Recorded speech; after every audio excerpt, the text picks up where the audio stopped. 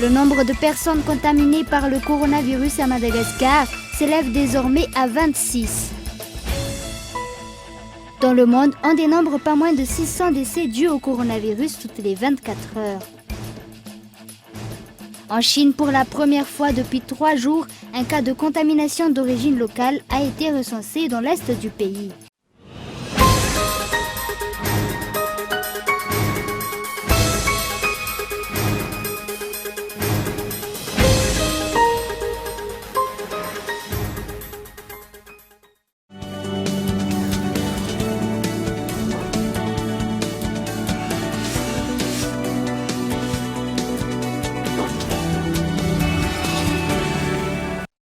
Geox, Puma, San Marina, Unisa, Tamaris, Guess, Minelli, JB Martin, Adidas, Fossil, Asics, New Balance et Ralph Lauren.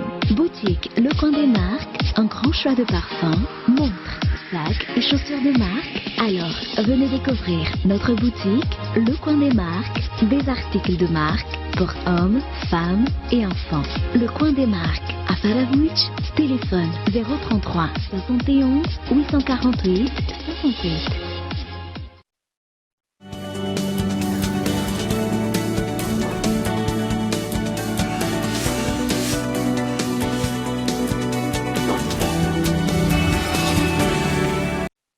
Bonsoir, merci de nous rejoindre sur Cool TV pour les actualités malgaches et internationales de ce vendredi 27 mars. À la une de l'actualité, Madagascar recense 3 nouveaux cas de coronavirus d'après le centre de commandement opérationnel AIVAT ce jour. Nous allons vous communiquer les données mises à jour un peu plus tard, mais pour l'instant, voici les données recueillies aujourd'hui à 13h. Une personne qui est rentrée de l'étranger mais qui a tout de suite rejoint la région Otmatiach est suspectée de porter le coronavirus d'après l'OMC ou organisme mixte de conception dans cette région. Hier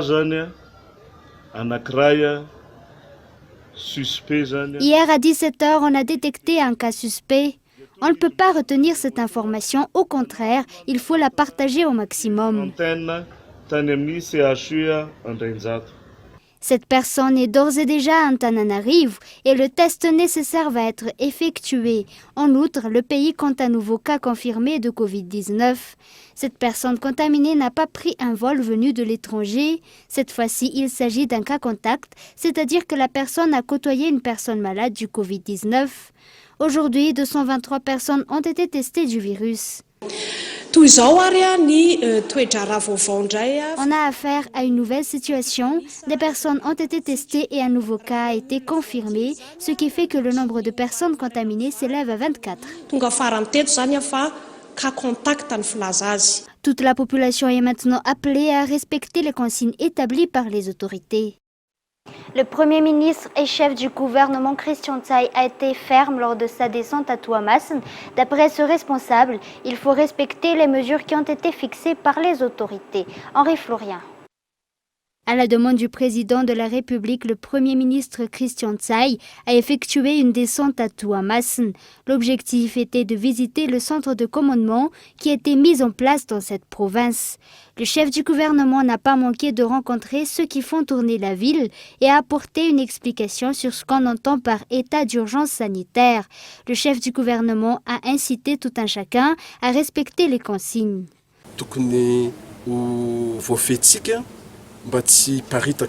On doit maîtriser la situation, les tests continuent et la surveillance des personnes qui ont été mises en confinement. D'ailleurs, les tests vont être effectués à Tuamasin. Il faut suivre les consignes.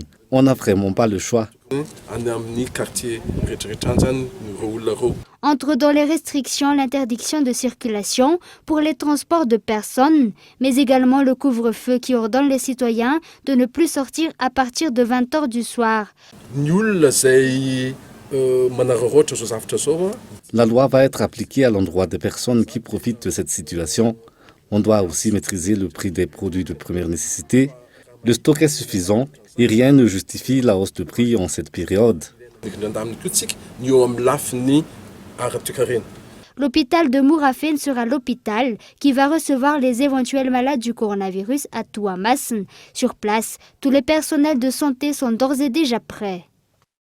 Le coronavirus continue à faire des victimes. Actuellement, plus de 24 000 personnes ont déjà perdu la vie. On dénombre pas moins de 600 décès tous les 24 heures. Aucun remède n'a été découvert par les scientifiques. Abraham Ranjiamanen. 176 pays sont actuellement contaminés par le coronavirus. 537 042 personnes sont affectées. C'est en Italie que le virus fait le plus de victimes, car 8 215 personnes sont décédées pour 80 589 cas confirmés. 10 361 personnes sont guéries, tandis que 62 013 sont encore malades. En Espagne, 4 365 personnes ont perdu la vie pour 57 786 cas confirmés. 46 406 personnes ne sont pas encore sorties d'affaires, tandis que 7 015 sont actuellement hors de danger. En Chine, les chiffres sont toujours alarmants. 81 828 personnes sont affectées et 3 296 décédées. 74 719 sont en phase de guérison, mais 3 813 sont encore en danger. 2234 personnes ont été tuées en Iran, 29 406 personnes sont positives au Covid-19 et 10 457 sont en phase de guérison. En France, le bilan s'alourdit également, 1698 personnes sont mortes pour 29 567 cas, 22 511 sont toujours malades, tandis que 4 948 ont pu s'en sortir indemnes. On ressent 600 décès par jour dans le monde. Le virus qui fait jaser le monde entier est d'origine chinoise. Chacun doit redoubler d'efforts dans la mesure où tout le monde peut être contaminé. Et maintenant, un tout autre sujet. La Banque mondiale vient d'octroyer 100 millions de dollars pour l'État malgache, une somme allouée sous forme de prêt. Il s'agit d'un appui pour valoriser le capital humain et social de la population malgache. Michela Ranardzon. Le taux de productivité d'un enfant en Madagascar n'est que de 37%. Ce faible chiffre est dû au manque de prise en charge en termes de santé et d'éducation. Madagascar enregistre un taux de retard de croissance. Cela est visible surtout chez les enfants âgés de moins de 5 ans. En effet, 42% des enfants de moins de 5 ans sont victimes de ce retard de croissance. C'est pour revaloriser le capital humain que la Banque mondiale a débloqué cette somme importante. Le volet social sera priorisé et notamment la santé, la protection des enfants et des mères ou encore l'amélioration des revenus des ménages. Nombreuses personnes ont répondu à l'appel aux dons effectué par la commune urbaine d'Antananarive. La commune a recueilli des sans-abri afin de les protéger aussi de la propagation du coronavirus. La commune urbaine d'Antananarive continue à recevoir les dons. C'est un reportage signé Ounnassal. Afin d'opérer en toute transparence, tous les dons qui ont été reçus sont centralisés à l'hôtel de ville à Nalakil. Nombreux sont ceux qui ont déjà répondu à l'appel.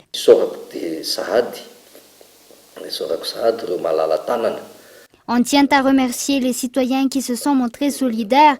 D'autres personnes ont aussi manifesté leur volonté de venir en aide. Il y a 2 centres. Celui d'Anouzat a accueilli environ 300 personnes.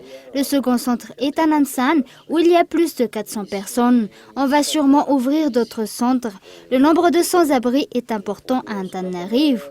En ce moment difficile, on a le devoir de les prendre en charge. Nombreuses personnes ont apporté des produits de première nécessité. Il y a aussi ceux qui ont offert des vêtements, des couvertures, des gobelets, des seaux. La commune urbaine d'Antananarive tient à remarquer que les collectes se font en toute transparence. En outre, des projets concrets sur le long terme sont aussi envisagés pour les sans-abri.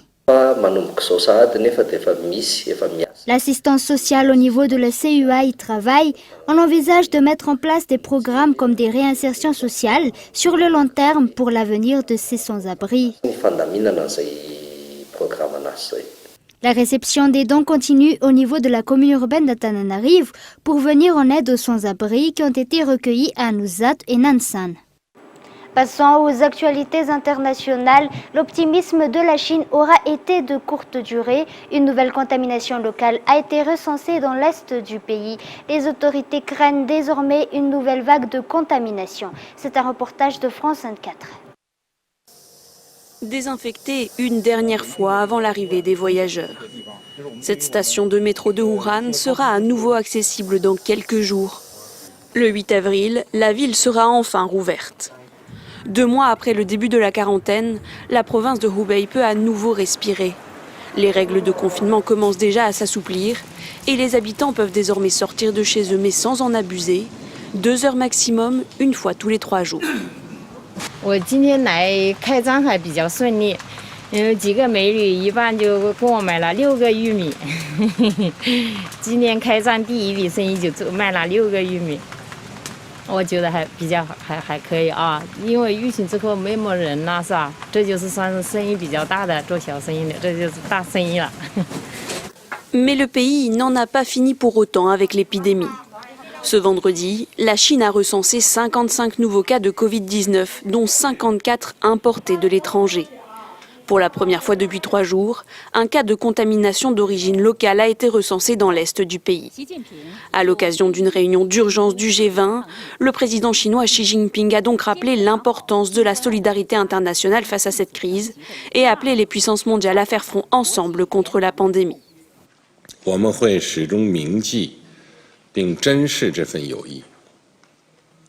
重大传染性疾病是全人类的敌人，新冠肺炎疫情正在全球蔓延，给人民生命安全和身体健康带来巨大威胁，给全球公共卫生安全带来巨大挑战。 Par mesure de précaution, Pékin a annoncé la fermeture temporaire de ses frontières à la plupart des étrangers à partir de samedi. L'Afrique qui inquiète l'OMS commence à être touchée par le Covid-19. Plusieurs pays ont commencé à prendre des mesures de confinement. La Côte d'Ivoire a fermé ses frontières pour l'instant, mais la précarité risque de rendre compliquée toute mesure de quarantaine. C'est toujours un reportage de France 24. Cela fait déjà plus de 10 jours que ces enfants n'ont plus école. Malgré la menace du Covid-19, leurs habitudes ont peu changé, entre parties de football et travaux domestiques. Mais les plus grands ont bien retenu les règles à respecter. Ils m'ont donné des conseils, qu'il est bien laver mes mains, de ne pas m'approcher avec mes amis, mais on doit se séparer pendant 1 mètre. Pourtant, dans les quartiers populaires, ces règles de distanciation sociale sont impossibles à respecter. Ignace travaille au port d'Abidjan. Pour s'y rendre, il emprunte les taxis communaux surchargés. Une fois de retour chez lui, la promiscuité avec ses voisins est constante. Voici au fait une cour commune.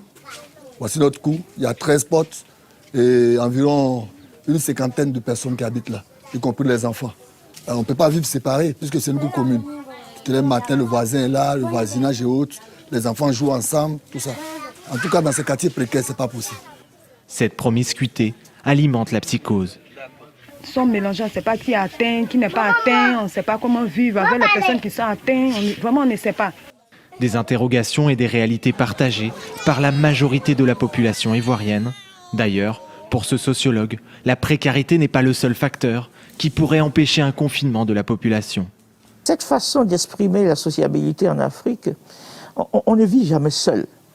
On ne vit jamais seul. Vivre seul, c'est considéré un peu comme une pauvreté humaine. Mais imaginez un parent malade tout de suite. La réaction sera de courir à son chevet. Avant de se dire au revoir, revoyons ensemble les points importants de ce journal. Le nombre de personnes contaminées par le coronavirus à Madagascar s'élève désormais à 26. Dans le monde, on dénombre pas plus de 600 décès dus au coronavirus toutes les 24 heures. Alors que les autorités sanitaires chinoises déclaraient ces derniers jours que les nouveaux cas de contamination avaient été importés par des personnes venant de l'étranger, un cas de transmission locale vient d'être constaté. C'est la fin de ce journal. Merci de l'avoir suivi jusqu'à la fin. Excellente suite de programme sur Cool TV. Au revoir.